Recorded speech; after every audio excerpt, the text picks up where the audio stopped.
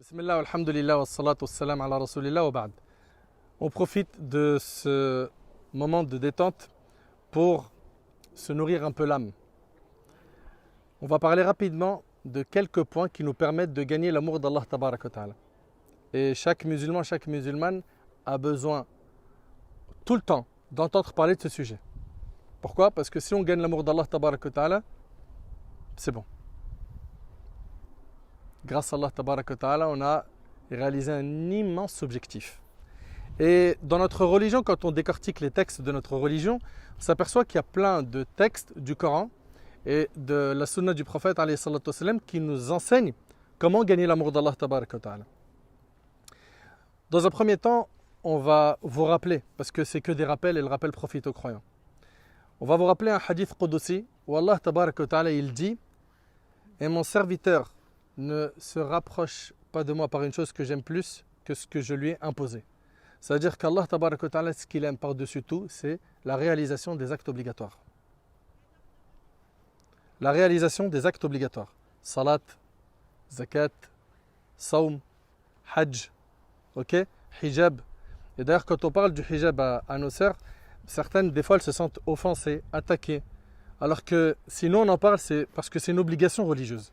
J'avais reçu une question une fois où une sœur elle me disait: est-ce que je peux aller faire le hajj? Écoutez bien, je ne porte pas le voile. Est-ce que je peux le faire tout en sachant que quand je vais revenir, je ne vais pas le porter? Ok? C'est des choses qui arrivent et qu'Allah il la récompense pour sa franchise. Ben, nous on la salue et on la félicite, cette personne qui veut faire le hajj. Parce que quelqu'un qui veut faire le hajj, c'est quelqu'un qui veut faire quoi? Quelque chose qui satisfait Allah, n'est-ce pas?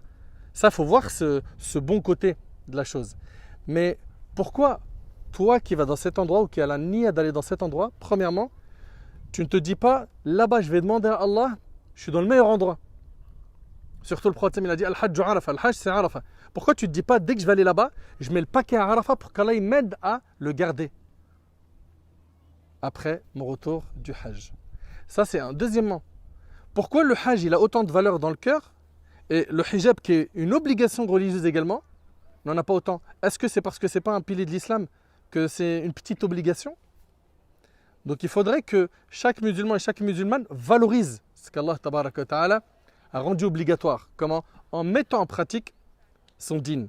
Donc retenez mes frères et sœurs que la chose qu'Allah il aime le plus, c'est la réalisation des actes obligatoires. Puis après Allah tabarak wa ta'ala il nous dit dans le hadith: et mon serviteur ne cesse de se rapprocher de moi par des œuvres surrogatoires jusqu'à ce que je l'aime. Allahu Akbar. Les œuvres surrogatoires, les prières surrogatoires. Est-ce qu'on a cet amour? Rabi'a ibn Ka'b al-Aslami, radiyallahu anhu, il parle avec le prophète et le prophète lui dit: Sal, ya Rabi'a, demande ce que tu veux. Il lui dit: je te demande ta compagnie au paradis. Il n'a pas demandé d'aller au paradis seulement. Je veux ta compagnie au paradis. C'est fort, hein? Nous, on aurait probablement dit: je veux le Jannah. Ok? Lui, il ne veut pas simplement le paradis, je veux ta compagnie au paradis. Et le prophète il lui dit autre chose, il lui dit: non, c'est que ça. T'imagines si tu avais, toi, l'occasion de demander au prophète une autre dua? Voilà, on a tous des projets. Entre la personne qui veut se marier, qui veut réussir ses études, qui veut décrocher un poste, etc. On a tous des doigts. Je veux la santé, je veux être préservé, je veux la bénédiction dans mon couple, dans mon foyer, je veux qu'Allah pardonne à mes parents. Plein d'invocations. Le compagnon lui a dit: c'est que ça. Il lui a dit quoi? Il lui a dit: pour cela, multiplie les prosternations. C'est-à-dire multiplie les prières surrogatoires. On en est où par rapport à ça? Tous on prétend aimer Allah tabarak wa ta'ala. Et la prière, c'est un des plus grands indicateurs de cet amour. Notre rapport avec la salat, notre rapport avec les aumônes. Des fois, on voit des cotisables circuler un peu partout, hein, des cagnottes en ligne. Certains, ça les saoule. Mais comment? Si toi, tu ne peux pas donner ou tu n'as pas envie de donner, au moins, copier-coller. Comme tu transfères des blagues pas marrantes, des photos éclatées, prends ce lien et transfère ça, au moins tu gagnes des hasanat. Ok? Donc, les bons plans hasanat, tu en as plein. Okay? Donc, c'est hyper important de multiplier les œuvres surrogatoires. On a parlé de prière, on a parlé d'aumône, on parlera de jeûne et plein d'œuvres surrogatoires. D'accord? Donc, retenez Allah barik fikoum. Ce qu'Allah il aime le plus, c'est quoi? C'est la réalisation des actes obligatoires. Puis, plus tu vas faire des œuvres surrogatoires, plus Allah il va t'aimer. Ok? Parfait. Retenez surtout la prière, hein, parce que c'est la première chose qu'Allah va juger le jour du jugement. Ensuite, parmi les moyens de gagner l'amour d'Allah, il y a le fait de lire et méditer le Coran. Ça va être rapide, hein, je vais citer 5 points. La lecture et la méditation du Coran. On est musulman. On sait que notre première source, c'est le Coran, n'est-ce pas? La deuxième, c'est la sunna du prophète, alayhi salam. Je me pose la question et je vous la pose. Combien de fois par semaine, je ne dis pas par jour, combien de fois par semaine on lit le Coran et on le médite? Et on cherche à se réformer en se disant « Allah me parle ». C'est un message pour moi, qui a pour objectif de purifier mon cœur. Combien de fois? Vous connaissez probablement l'homme qui récitait beaucoup Surat al-Ikhlas, le hadith. Puis après, quand cela est parvenu au prophète, il l'a questionné pourquoi. Et il a dit qu'il aimait cette sourate. Et le prophète aime de dire qu'Allah l'a aimé par le fait qu'il a aimé, subhanallah, cette sourate, le Coran. Allah, tabaraka wa ta'ala, tu gagnes son amour par quoi? Par l'amour que tu as pour son livre. Et il ne suffit pas de l'apprendre par cœur. Il y en a plein qui l'apprennent par cœur et malheureusement, ils ne le mettent pas tous en pratique pour ne pas généraliser. Ok? Et quand on regarde Omar al-Khattab, pourquoi il a mis autant de temps pour apprendre Surat al-Baqarah? Il n'était pas fort en hifz, non? Mais il avançait. Comment? J'apprends, je mets en pratique, j'apprends, je mets en pratique, j'apprends, je mets en pratique.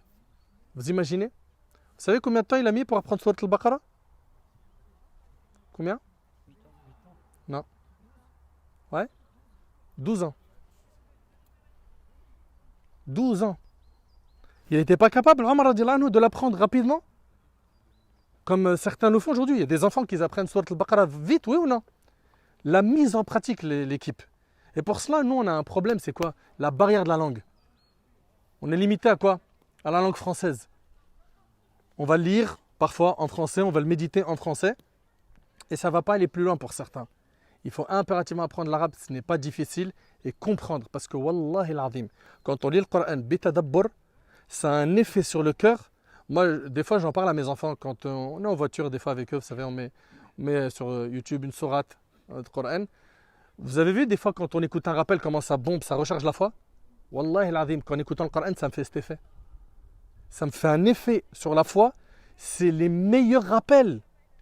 On entend souvent, ouais, j'aime bien ce prêcheur, il est percutant, lui, il est éloquent, t'as vu comment il trouve ses mots, ceci, cela. Le Coran, la parole d'Allah, tabaraka wa ta'ala. Donc on a dit quoi pour l'instant? Hein? Donc souder l'obligation et multiplier les œuvres surrogatoires. Deuxièmement, la lecture du Coran en méditant. Également, le fait d'avoir un bon comportement. Le prophète il dit ceux qui ont la balance la plus lourde, c'est ceux qui ont le meilleur comportement. Également, ceux qui sont aimés par Allah, c'est ceux qui ont un bon comportement. Tu gagnes l'amour d'Allah par quoi? Par le fait de prendre sur ton ego et combattre toutes ces maladies qui nous rongent le cœur. La haine, hein, la jalousie, la rancune, l'envie. En plus, l'envie dans quoi? Si c'était dans les choses de din, c'est bien. Envier quelqu'un parce qu'il a du savoir et qu'il enseigne, ou quelqu'un parce qu'il dépense dans les nobles causes. Mais on envie pourquoi nous? On envie une personne parce qu'il a sorti la dernière Ferrari, il a le dernier iPhone, il a le dernier, tout le temps le mot dernier. Ok? Donc, faire un effort sur le comportement.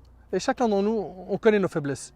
Un tel qui est, voilà, il démarre très vite et il ne mesure jamais ses propos, les conséquences sont souvent dramatiques, etc. On a dit 3, le comportement. 4, le fait de s'aimer pour Allah. Ça nous permet de gagner l'amour d'Allah, tabaraka wa ta'ala. Vous connaissez tous le hadith, et on vous le rappelle, de l'homme qui est parti visiter un de ses frères. En chemin, qui s'est interposé? Ouais? Non. Un ange. Un ange, il l'a arrêté en chemin et il lui a dit, où vas-tu? Il lui a dit, je vais dans tel endroit pour visiter un de mes frères. Il lui a dit, est-ce qu'il y a un intérêt mondain? Il y a quelque chose, un commerce, quelque chose que vous échangez ensemble? Il lui a dit, non, c'est juste, j'y vais pour Allah. Il a dit, sache qu'Allah t'a aimé. Pourquoi? Pour cet acte. Il faut qu'on se pose la question aujourd'hui, combien de fois ça nous arrive dans le mois, regardez, je vise large, de nous dire, je vais visiter un tel pour Allah. Pour gagner l'amour d'Allah. Je vais aller visiter un de mes frères en Allah, une de mes sœurs en Allah, donc ils sont entre elles, etc., les membres de la famille. Je vais visiter quelqu'un pour Allah. Ça fait gagner l'amour d'Allah. Et Allah tabarak wa ta'ala dit « Wajabat mahabbati lil mutahabbina fi » Mon amour est acquis de droit. Il est rendu obligatoire. Pour qui? Pour ceux qui s'aiment en moi. Vous imaginez, j'aime cette personne parce qu'elle aime Allah. C'est cet amour-là qui nous lie. Et subhanallah, vous avez remarqué une chose, regardez. Il y en a plein parmi nous, ils connaissent quasiment personne dans le groupe. Ok? Ou peut-être qu'ils en connaissent 2, 3, 4 personnes. Mais il y a quelque chose qui nous relie. C'est cet amour qu'on a pour Allah subhanahu wa ta'ala, qui fait qu'on est unis, qu'on est connectés, qu'on est soucieux les uns des autres, qu'on a envie de rendre service, soulager, assister, aider son frère, sa sœur en Allah. Ça, c'est le din, subhanallah. Et c'est une chose, j'ai toujours dit, c'est quelque chose moi qui m'émerveille. Regardez les visages qu'il y a autour de moi. Il y a l'arabe, le non-arabe, il y a le converti, il y a Mayotte, il y a le Sénégal, il y a l'Algérie, il y a la Tunisie.